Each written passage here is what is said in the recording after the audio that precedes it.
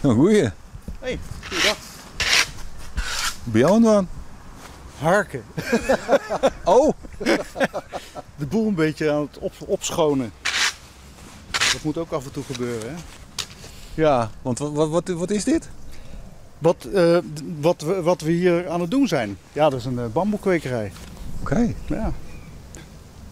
Dat is bijzonder. Ja, ik ken het net. Nee, het is ook iets wat de meeste mensen niet goed kennen. Ik ben er wel 25 jaar hier al bezig. Ik viel altijd wel al voor exotisch aandoende planten. En dat bamboe, ik vond het gewoon een geweldig nieuw item in de tuin. Maar 24 hier ben je de Maidwana, maar zit je hier al 24 jaar? Nee, ik woon hier al vanaf 81, 82, dus dat is 37 jaar. Ja, Je bent in Fries? Nee, dat kan je toch wel horen, dacht ik.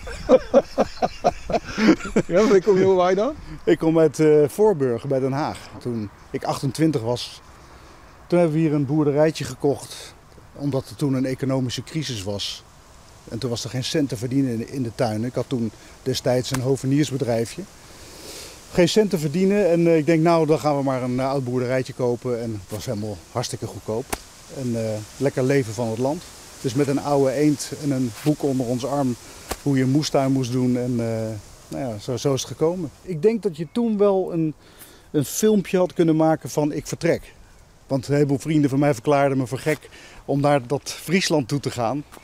En met een oude eend en je komt wel binnen een paar jaar terug. Maar ze komen er nu allemaal achteraan. Wat hebben jullie hier allemaal? Want is dit de handel of hoe zit het in elkaar? Dit is in principe mijn verkoopplek, maar die is nu leeg. Want ik ben aan het opruimen. Er staat nog wel wat. Het meeste gaat de kas in. Want het seizoen is gestopt. Want die potten mogen niet te veel bevriezen in de winter. Dat is niet goed. Dus voor de rest heb ik dan hier een soort etalagetuin. Hè? Dus dat is gewoon mijn tuin. En dan laat ik mensen zien wat je kan doen met bamboes in combinatie met andere planten. En ja.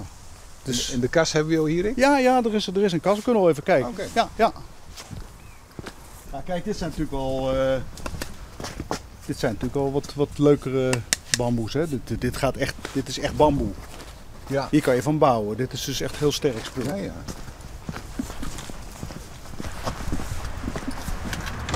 Kijk, hier sla ik dus in principe de bamboeplanten op. Maar ik gebruik het ook voor druiven, citroenen, limoenen. En als het slecht weer is, kan je hier ook nog lekker zitten. Maar goed, ik hoef niet meer zo hard, hè? Nee? Nee, dus je krijgt volgend jaar AOW. Dus dat is toch wel lekker. Maar stop je dan helemaal maar? Nee, niet helemaal. Nee, dat blijven we altijd nog wel een tijdje erbij houden. Kijk, dit is dan nog een stukje jungletuin, hè? Dat is dan voor klanten om... Ja, dan kunnen ze een beetje... voor klanten, ik vind het zelf heel leuk. En als klanten het leuk vinden, dan mag dat ook. Ja, ik vind het altijd nog wel een mooie uitspraak. Dat de euforie van een nieuwe liefde is 1,5 jaar. Euforie van geld is 2 weken. Maar euforie van een tuin is voor je hele leven. Dat is Chinese wijsheid. En dat is ook echt zo. Dit is altijd vernieuwend. Hier blijf je altijd blij van. Ja. Dus je bent een bliedmeest? Ja, zeker. Ja. Dus dat geef ik mijn klanten mee. Mooi. En dan komen ze misschien nog terug voor nog meer wijsheden.